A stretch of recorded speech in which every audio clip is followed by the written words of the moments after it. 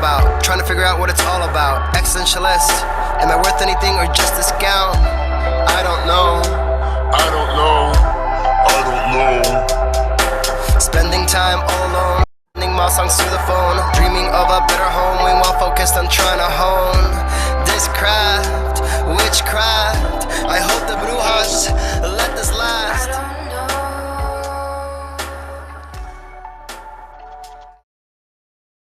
That was great sounds of Watts with Outside on WNHH LP 103.5 FM New Haven. Myself, Prestige, with my partner in crime, Long Island raised, Elm City made, EZ Bluez is in the building. Easy Bluez, you are better with introductions more than me. Who do we have this today on Behind the Brand?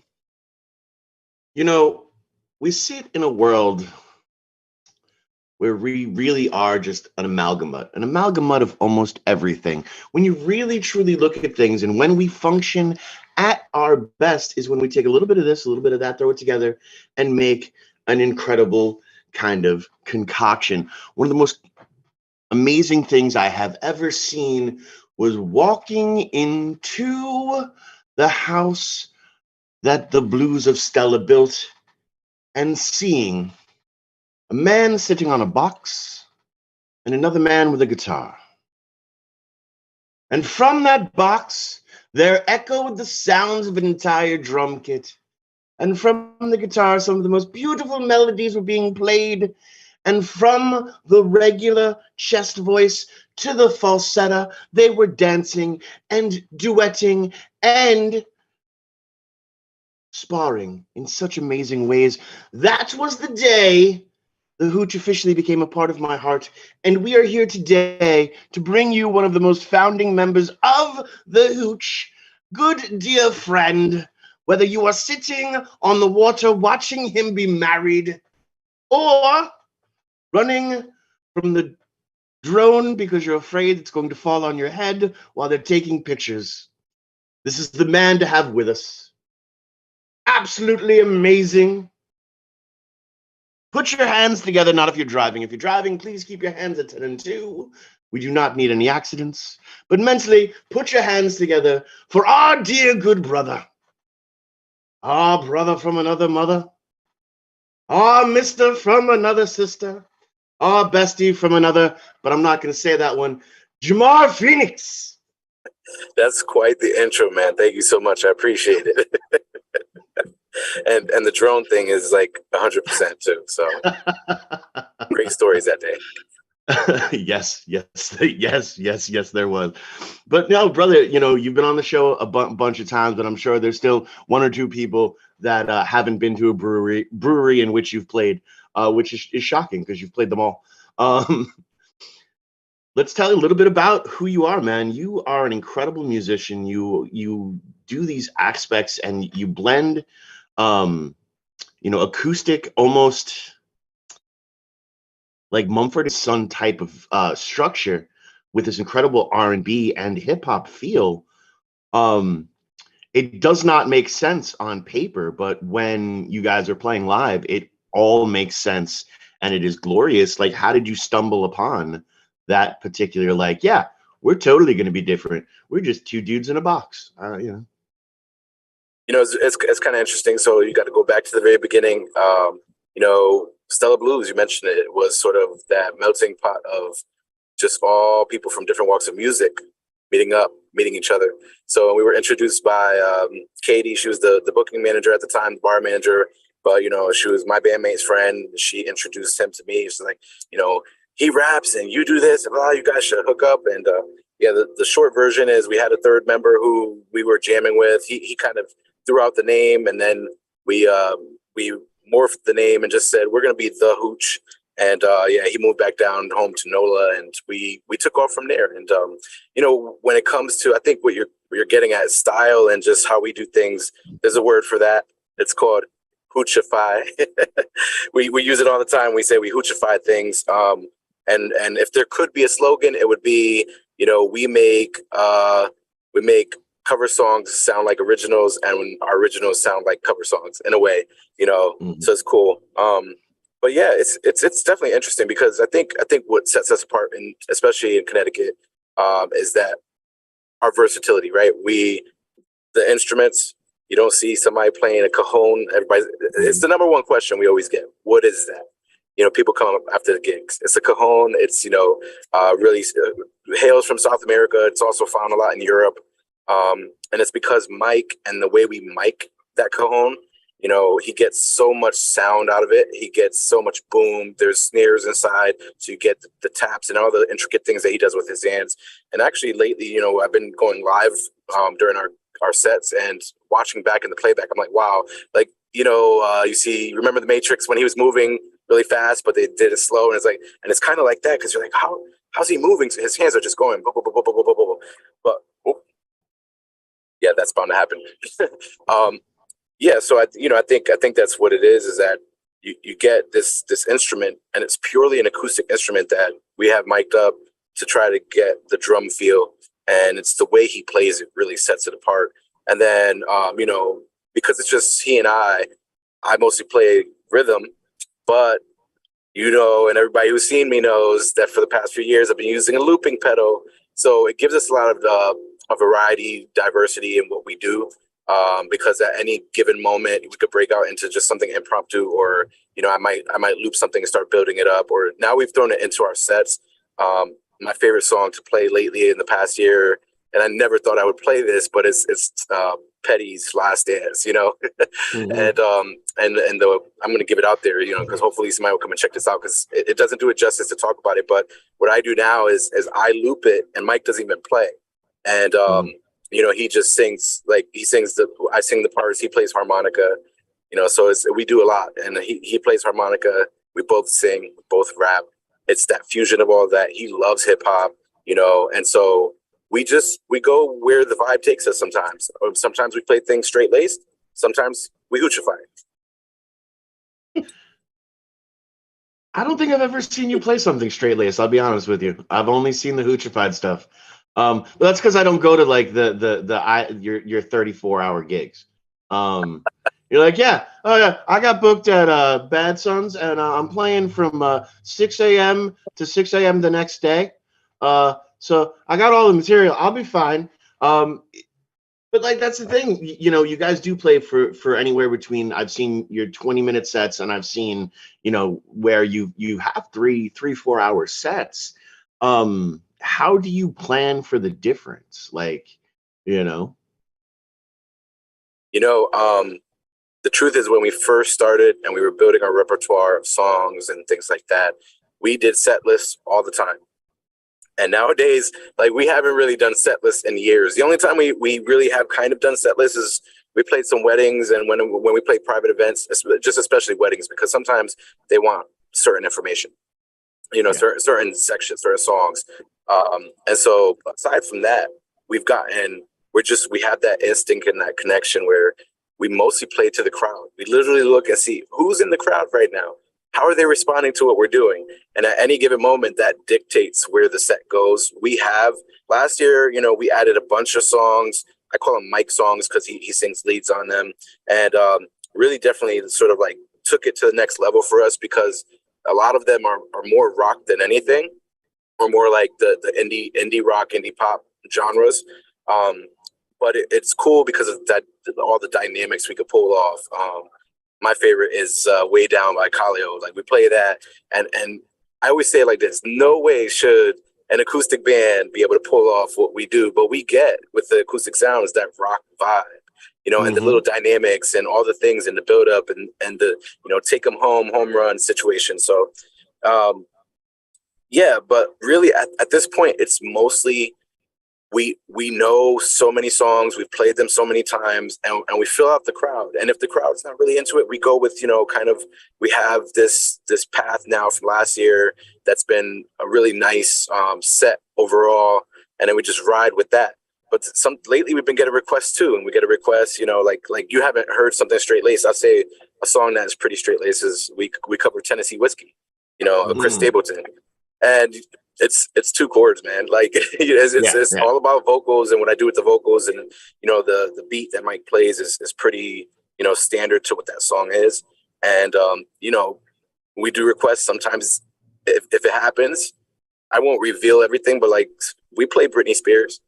And people will ask for Britney Spears. And once we play Britney, we got to play Justin, and we got to play all these other 90s songs. So it could take us into different realms. We've been doing some new, like, not new songs, but we've added some rock songs in there. Like, we were playing Chili Peppers for a while, you know, but now we've added in, trying to think of like Say It Ain't So, you know, and then you know, I've been doing this. Again, hoochify. I like to take a song if I feel it and I feel the vibe is there. So sometimes I take something, and for a long time I wanted to play, you know, Simple Man, Leonard Skinner, and just didn't have the feel on how to do that. And then it dawned on me last year, and I was like, okay, I'm gonna play it like this, and it almost has a hint of a reggae-ish vibe to it. But you know, we play that, and then all of a sudden I go into looping, boom, boom, boom, boom, boom, and then I drop one of my verses from one of my upcoming songs that will eventually be on my album. You know, and it's rap, and it's like people are just like, what is going on? Because it worked so well and it's unexpected. But that's what we do. Now we're really about, what is the vibe? What's the spot? What are people doing? Are they having fun? Are they dancing? If they're dancing, we want to make them dance more. So like, we just ride it, and it's cool. No, that's awesome, and that's the thing. And for you know, the viewers playing the home game, that's from years and years of practice. That's from playing shows. That's from getting to know your partner so well that you can build off of these things. And for real, like, you know, they do weddings, and their version of the cha-cha slide, I'm telling you, it's like you've never seen. You know, how a cajon and an acoustic guitar does the cha-cha slide. It's just something that you could live for. It's amazing. I I'm never gonna know paint they you did into the a cha-cha box. slide. It's been this. I'm living in today's years old. I've never heard the cha-cha slide. And another fun fact, I never knew what hoochify was or is until today. So I question this friendship we have. This whole time, I have never heard hoochify. But go ahead, Easy. I just had to bring that thought out there. This is crazy. This is a crazy world right now. Go ahead. So call me, maybe. Mean, yeah, I guess. It's insane. It's really insane, brother. You guys have terminology now. My God. Go ahead. Well, and that's the whole thing too, because look, you know, the artists that are out there right now, the artists that are just starting up their projects, that are trying to figure out their sound, trying to figure out, you know, who they are as a band. You know, you're going to go through stumbles, you're going to go through awkward periods. You know, it's the same exact thing as growing up. You're going to hit the teenage phase where everything is awkward, and no matter what you do, it's either going to sound amazing and heart-wrenching, or you're going to look like you had 10 chocolate bars and all the oily pizza rubbed upon your face. And that's just the way it goes. But you have to weather through it, because then you get into this point. I mean, we've talked about it all the time. One of my biggest heroes in life is Miyamoto Musashi. Miyamoto Musashi was a samurai who died of old age, and he had this training technique called the Book of Five Rings.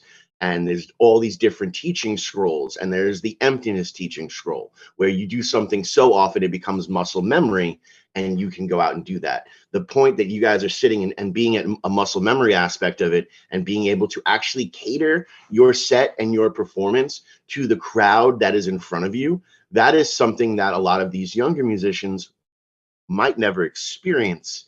And what we're here to tell them is continue to push through, because you will, you know, and what you did last year might not affect what you did this year, but 2 or 3 years down the road, you know, oh dude, you played that show at Z's Cafe. Here's like, I got a $1,500 budget to throw this party, man. Can you like totally jump on here and like, you know, we'll pay you X amount of money. All because you showed up and you played for those 3 people at Z's Cafe 3 years ago. You know, it is a long-term journey, and it is one that is extremely stressful, and it's heartbreaking, and you're constantly asking yourself why, and then you'll turn on the radio and you'll hear music that is not good, and then you really are like, oh, why? And then you find out how much money they made for that music, and you're like, but really, oh, why? And you know, and like, what people don't spend the $5 to come see real music right now. I don't know what's going on, How do you get through those type of things? Because that's the thing. I was setting this up to give you the platform to completely vent your heart right now. Jemar, tell the people, tell them what it's like, tell them the struggle. So first I have to say I'm on my deck and the wind is blowing the umbrella. So anytime if you see me like disappear from the frame, it's because it's about to pull a Mary Poppins and I want to stop it. So Okay. First off, I'm going to start by saying that's such an interesting conundrum. One of my friends was recently just talking about this. Right now, the mantra in professional, I'm not gonna say musicianship, but the singers and the performers out there, the mantra is really smaller, intimate, kind of shows where people are paying $1,500, $3,000 for a ticket. It's not accessible to most people who actually helped these people get into their spotlights in their careers.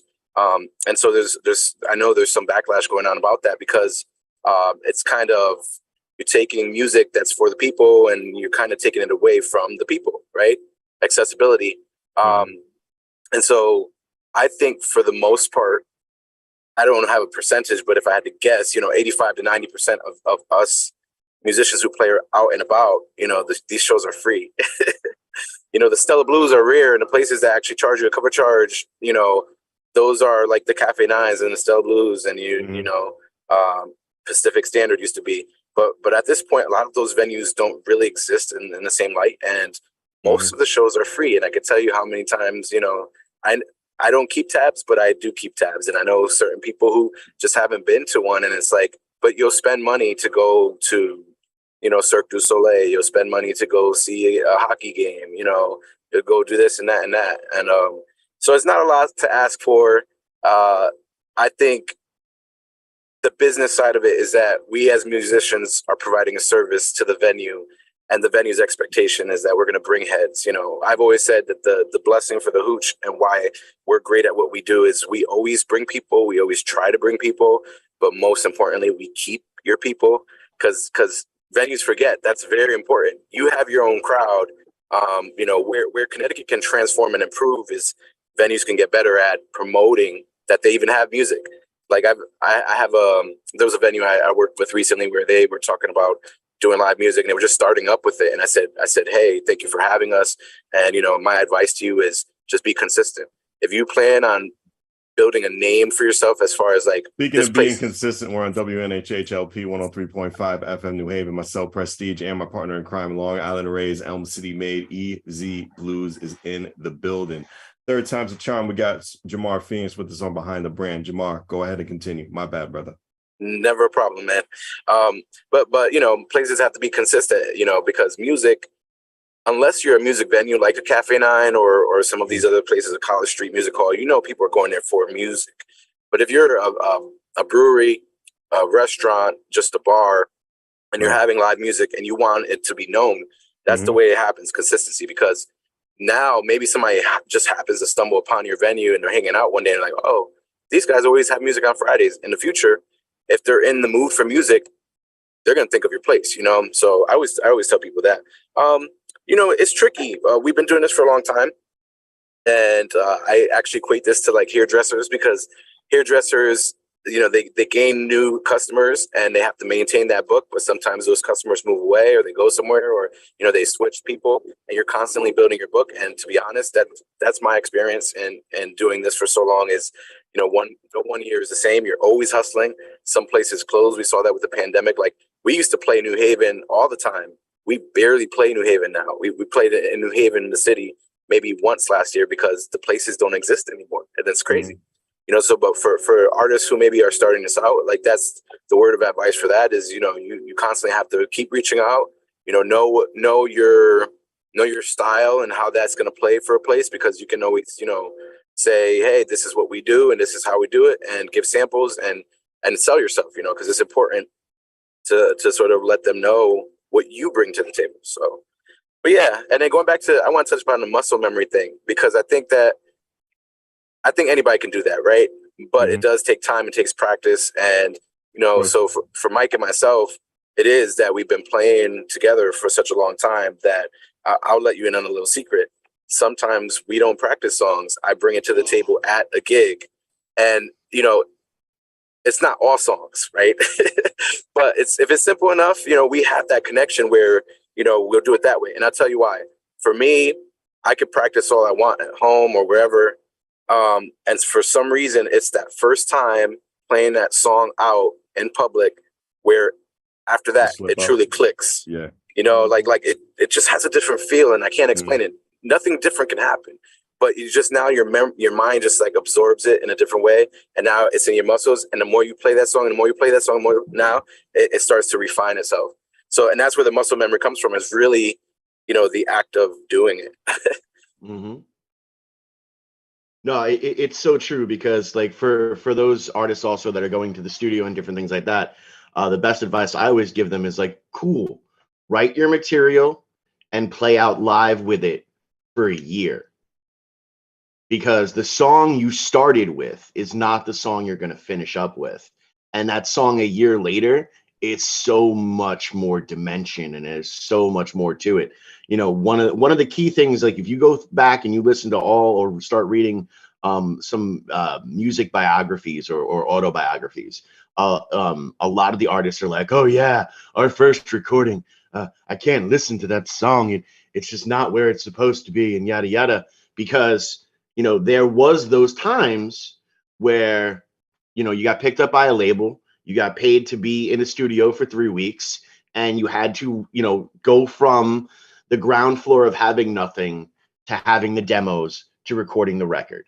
But after you start playing those songs live, and you see where the feel is going to be, and that at this particular moment it's the peak or it's the drop that the crowd just goes wild for, then you take that into the studio, and it's such a much better studio experience. Now you have been in the studio both with the Hooch and with yourself, which not to knock on anyone or call anyone out, but which one do you like more?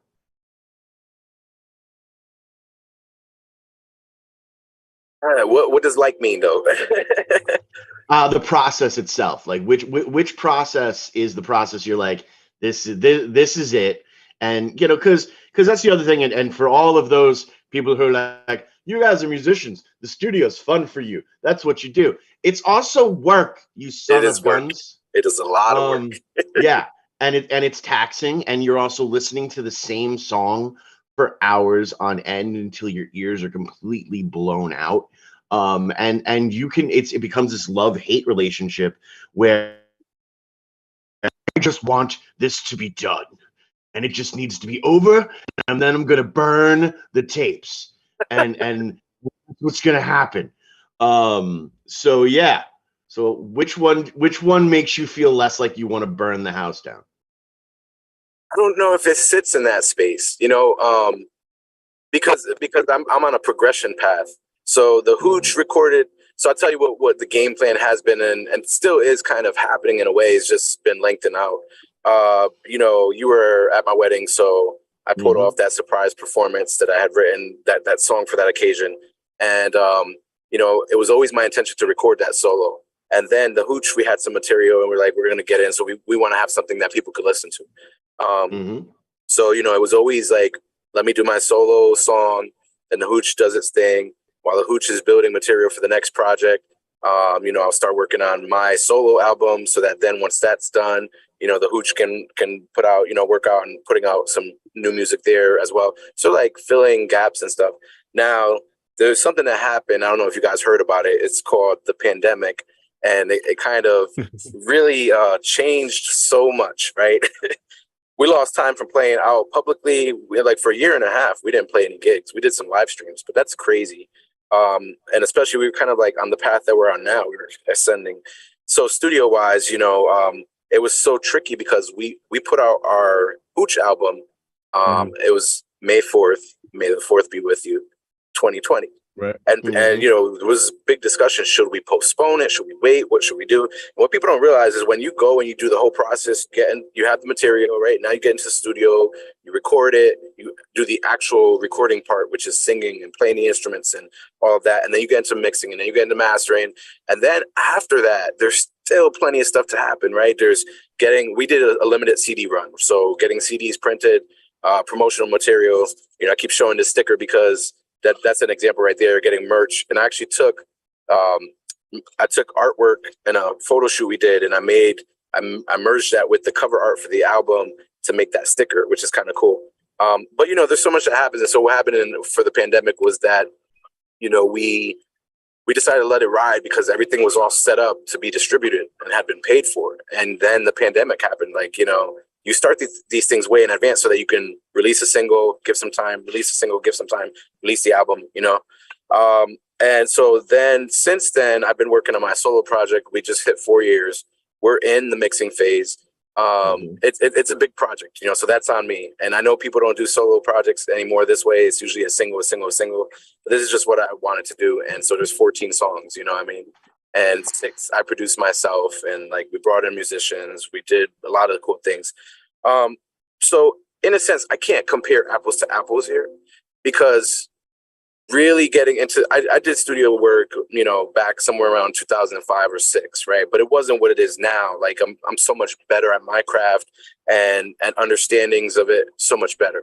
And so then the Hooch, when we did our album, that was the next phase and the next step, And we kind of wanted to put something down that sounded really good, but didn't stray too far of what you hear live. Because I think, I hear bands sometimes when I see them live and I'm blown away, and you hear the actual recorded song, you're like, this doesn't feel the same. It feels flat compared to that live performance. So we just wanted to do something that would still kind of carry similar weight to what somebody would hear in person, because we wanted to have recorded music so you could hear it not being at a gig. But then we wanted you to feel like you had some kind of recognition and relationship with the music when you were at the gig, because it didn't feel too far different than what you heard, right? And so then, the reason why it's a progression and not a comparison is that as I started working on my solo project, a lot of things happened. One, I had my base ideas, but, what I would tell musicians is when somebody says, hey, want to try this, want to try that, always say yes, always try it. And, the engineer I'm working with, John, he was great at talking about that. He's like, I'd rather have it and later say, no, we don't want to use this, so it doesn't work, than to not have it. Because then you just never know. And we stumbled upon some really cool, in the moment things that happened, And so in the process, the other thing that was really cool and I'm proud of is it validated for me that I really know what I'm doing, because it was weird. It was like I hit another zone, another level for myself when I was sitting in the studio and we're doing all these things. And I was like, yeah, no, I think this should happen. No, I think that is a little off time by XYZ amount. We need to shift this. I think we need to invert, the levels on these two elements so that the blend is this way or that way. Even playing guitar, I'm pretty proud of where I am at to this day. I'm always learning. I'm still trying to grow with that stuff. And just the things that accidentally happen, like one song, I was just noodling around, messing around, and the engineer turned around and he's like, what was that? And I said, oh, I was just doing this. He's like, do it again. He's like, all right, we're going to record that. And now it's in the song. And it's a really key element in the song now that wasn't there before. So I know that once the Hooch gets back in, I'm going to be infinitely even better because I understand these things. I played bass. I taught myself how to, play bass enough so that I could do some of that on my stuff. Producing my own stuff, that's where the validation came from, the fact of it's one thing to do it in your software and you have all the parts, right? And then you give it to an engineer and you start mixing it and it will change, especially effects and levels and blends and all that. It might change a little bit, but to hear where you're getting towards the end result that it's working, that's what's really cool about it. So I would say that, overall, so far, it's not that I like recording by myself or with the Hooch. I think I enjoy the creative process of it a little bit more now, because sometimes that's tricky. People don't want to stray from what they have set in their mind.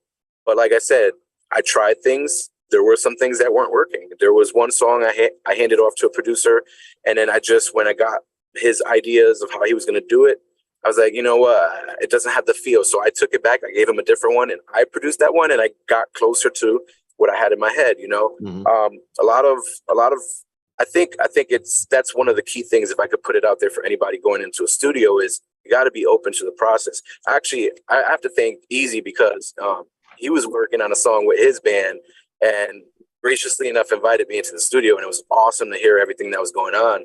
And then I said, hey, are you open to suggestions? And sometimes that's a tough question, because you never know what it's going to be. And my note to him was, hey, I love what's happening here, but I hear you taking a breath in this big moment of the song.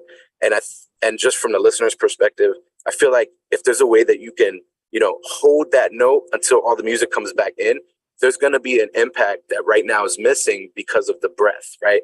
And he was like, hey, I appreciate that, man. And he rode with it. And, the song's an amazing song, not because of me, but I think sometimes when you're in the studio, it helps to get some perspectives that might not be your own. It helps to try things. And then later on, like I said, in my own project, there's one song where I tried a really weird kind of dissonant, we'll call it a harmony.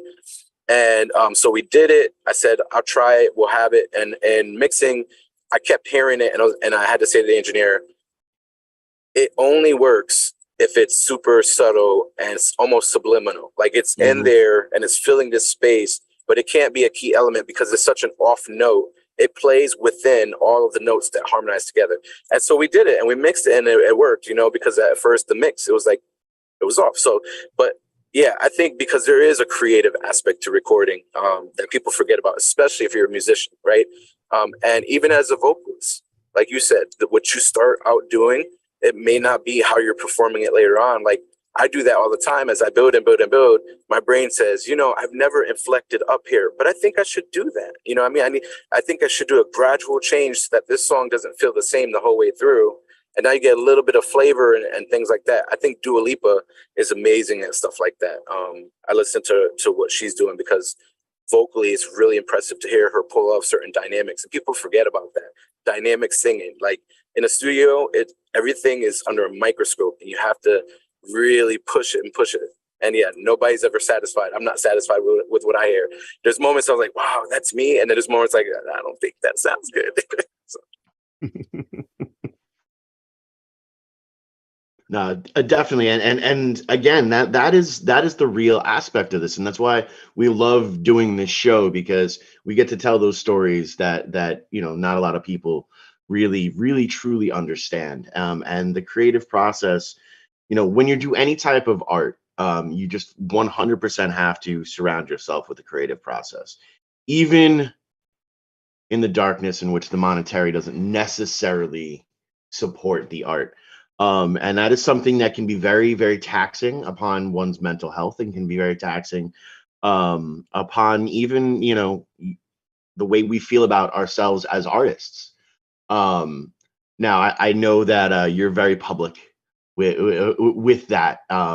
Is that something you're comfortable to speak about now? How you're able to maintain the positivity in the face of the gross industry that is our business? That's a good way to put it. Yeah, I'm okay with talking about it because I think a lot for me, just where my mental state is, a lot has changed, especially over the kind of year that I had last year. It was a very difficult second half of the year. And I don't even have time in this show to talk about it. It's just so crazy. And people would say, wow, like I keep saying, people would say, wow, like, who did you do wrong? Who put a hex on you? Like, and so where I am nowadays is I feel like I've matured enough to be realistic with things. And sometimes people say, don't compare yourself to others, or, you shouldn't talk like that. You should be positive or whatever, because I think sometimes there could be a stigma against being realistic. And when I say that is me saying actually where I am or what's happening and looking at it from that realistic scope, because only then can you game plan for where you want to be and where you want to try to keep going. I've been doing this, like I said, for a long time. I started doing the open mics back in 2013, and then eventually we started playing out. And so to be able to do it for such a long time takes a certain backbone, I think, right? And you touched upon it. one cool thing that sort of corroborates what you're saying about the money in the industry and what people get paid to provide these services is we were playing at a place in Milford last summer, and I kid you not, there were probably like 4 or 5 people there. The cool part was, out of those, 3 of them had seen us in different places, and it was not even connected, and it was crazy. And one person actually walked in by accident and had seen us the week prior and was like, "Wait, were you playing at such and such spot?" And we're like, "Yeah," and it was cool, you know. But those people were there to actually see us, except for that guy. And one of the guys came over after. He's like, "Yeah, man." He's like, "I used to play all the time. I played for like 30 years. Now we only get together every once in a while. So we just try to do some kind of reunion show." And he's like, "They're still paying the same amount that they paid 40 years ago." Like, this was an older gentleman, right? And that's the truth about it. Everything has gone up. Inflation, right? Gas, you're traveling, the expense for a car, equipment. I could tell you the looping pedal I play right now, I bought for, I think, $249. It now sells for $369. It's the same piece of equipment, right? So speakers, everything. And I think it's because places don't truly acknowledge the value of why they have live music. Or on the flip side, and this is just me being, real to the point of real, they're not in it for that reason, or they don't understand that that's why they're having live music. And the point of live music is to entertain your patrons, hopefully, create a brand or, sort of, like I said, a name for your business that you have live music, so that people, when they want live music, they're going to think of your place as the place to go to, right? And there are some marquee places around Connecticut that do this. Obviously, the ones that are music venues, it's easier, but the ones that aren't, those are the ones who have to work harder. And so the truth of it is, I think it's that venues don't truly appreciate what's happening, and they also don't look at it from the scope of what it really is. So they see the performance, right? Mm-hmm. We're doing 3 hours for you. We take a small break. They see that performance. They don't see the load in. They don't see the setting it up. They don't see the breaking down and taking it home. They don't see the driving back and forth. Like, I average at this point 45 minutes to an hour for every gig one way. They don't see that. They don't see any expenses. And more importantly, they don't see the sheer amount of practice and rehearsal sometimes that you have to do outside of that show to be top notch, right? So but they better see us on WNHH LP 103.5 FM New Haven. Myself, Prestige, and my partner in crime, Long Island Rays, Elm City made, EZ Bluez is in the building. Jemar Phineas, please give us that knowledge. Go ahead, sir. Yeah, so I think that's where the industry could change. As musicians, like, one time I broke down with what I was taking home for a performance, and I kind of just put my head down because, I have my own business. And so I do it legitly. So I made this decision a few years back. Some places were paying us and having to do 1099s and stuff. And I was like, you know what? Like, I need to make sure that I'm legit with this now that I'm actually doing live shows and performing out and stuff. And so I set up my LLC. And so outside of gas and expenses and travel, I have taxes too. But I guarantee you no business is thinking about that. And what I could say to you shockingly is, if you break it all down and look for an hourly, we make less than minimum wage. It's kind of crazy. There's one venue where the very first time that we played there, I know that we brought 30 to 40 people. We just had a great turnout. The place was busy itself. And I did sort of like base estimates on how many people walked through the door. I like clean numbers. I said 100. It was way more than 100. And I said, what if, everybody spent just $20? They spent way more than that. And you equate to a number. You say, okay, so we're getting XYZ and they made this much, And what I would love to see the industry maybe take an attempt at is, if you settle on an agreement, maybe build in an incentive. Like, if you have a really great evening where you just massively make way more money, do a kicker, like throw the band some extra money. Because, again, back to my ultimate point of why I could just talk about myself or the hooch, why we are so good at what we do. The most important element, we keep your people there. And I've had people come up to us and say, I was supposed to leave 7 drinks ago. And this is a true story, and now multiply that, right? We're making you extra money by providing a good service, but more importantly, being good at it. Like, the sound is good, the balance, the levels, and the product is polished. And so yeah, going back to that, it's tough when venues don't want to pay you the money that you're worth. And sometimes we go in with the open mind of sometimes you're gonna maybe you can't always turn it down. Sometimes we've booked private parties, weddings, and things like that because of playing for less money sometimes. So you don't know what's gonna happen, right? And in the end, at least you get better with your craft. It's just another gig, more experience. Maybe you played songs that you haven't played before. It's extra rehearsal technically, even though you're playing a live show. So it's a tricky thing, man. But the truth is, speaking for everybody out there, that we don't get paid what we should get paid, and also, unfortunately, somebody like myself that's seasoned and a veteran is still on the same scale as somebody who's just starting out. And that's no knock to somebody starting out, but I also think that there should be some kind of separation for expertise. And like you go to a Supercuts versus an actual parlor or even a barber shop, that specializes in the cut you want. You might pay a little bit more of that barbershop, but it's the expertise and his product, right, that you're paying for, and that justifies that. It should be the same in our industry. If people have been doing it for long enough and they're really good, you hired them because of that, you should pay them accordingly.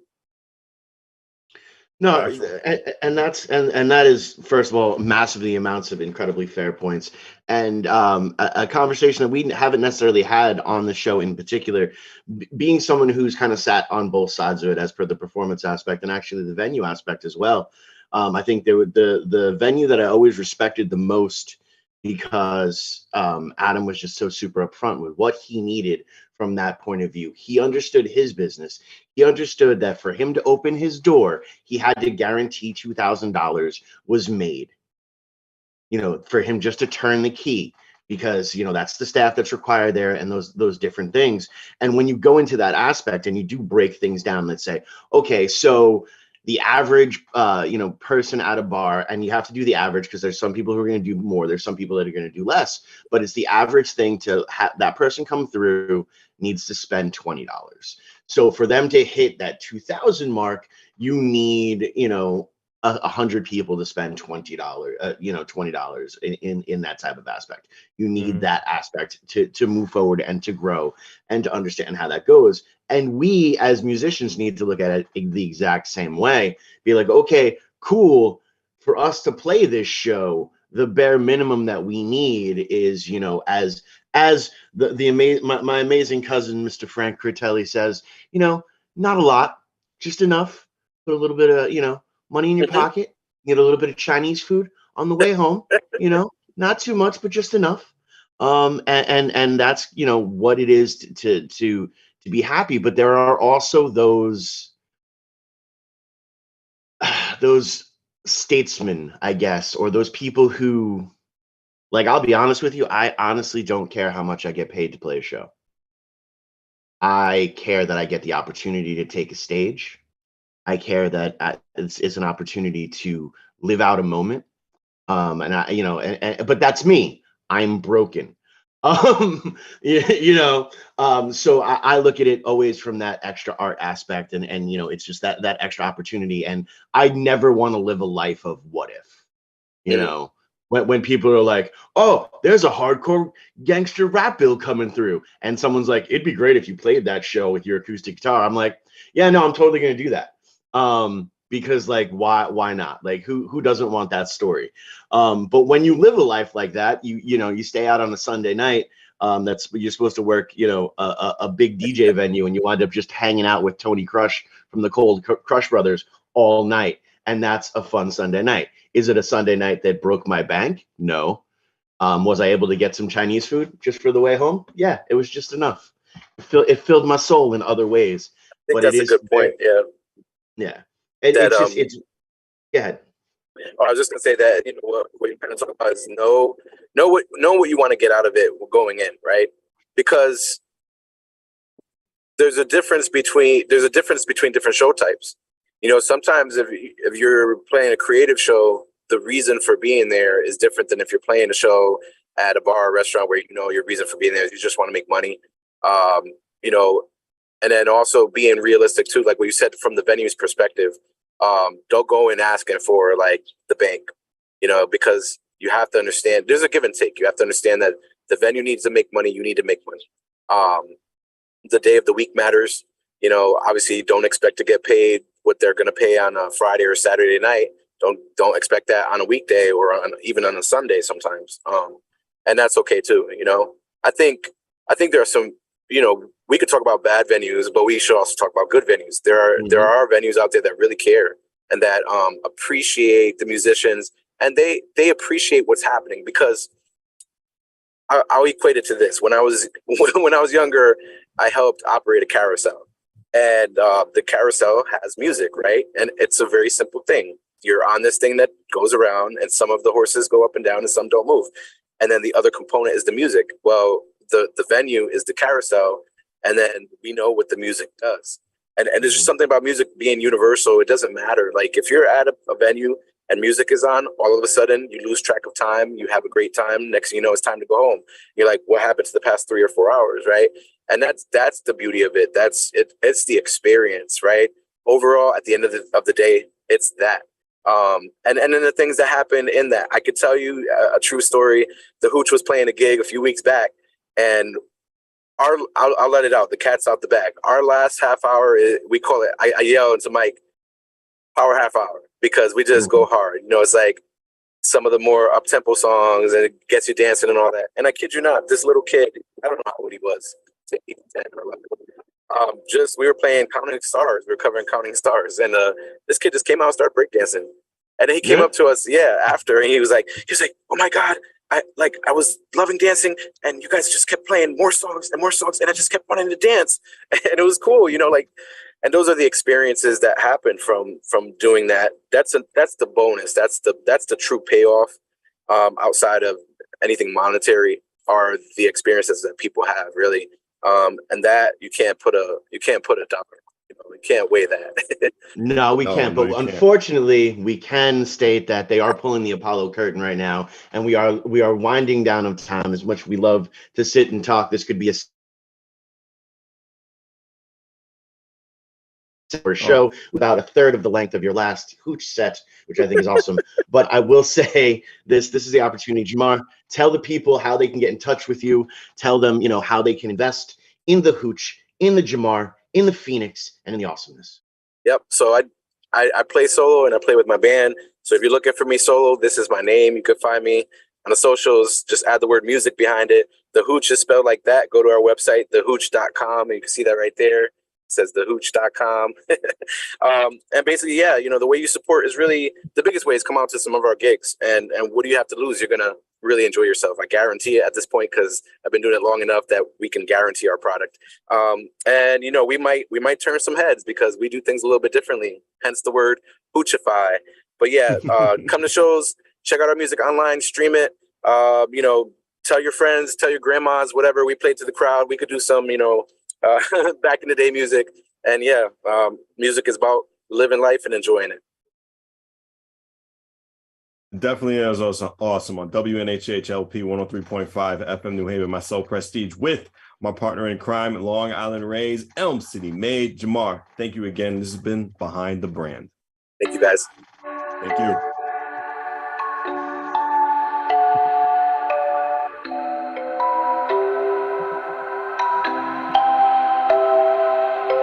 Wondering what to write about, trying to figure out what it's all about. Existentialist, am I worth anything or just a scout? I don't know. Spending time all alone, sending my songs through the phone, dreaming of a better home, while focused on trying to hone this craft.